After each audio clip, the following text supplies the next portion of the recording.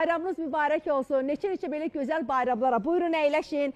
Əziz qonaqlar, bayramınızı necə keçirirsiniz? Yeganə xanım necə keçir? Buyur əyləşməyin balam. Keçin əyləşin. Keç bax orada əyləş. Bəli. Hər vaxtda xeyir olsun. O çərşənbəniz mübarək, qarşıdan gələn Novruz bayramınız mübarək. Nurani xanım, elə bir bayramdır ki, hər kəsdə əhval-ruhiyyə əladır bu bayramda. Bəli. Çünki bu bayramda yeni gün gəlir, çərşənbələrimiz var. Etapla gələn bir bayramda həqiqətən də bunun özünə məxsus özəlliyi var. Bu da bizim xalqımızın nə qədər dərin mənəviyyatda olduğunu göstərir. Doğrudan da Novruz bayramı gözəl bayramlardan biridir. Hətta uşaqlar belə sevinir, böyüklər sevinir.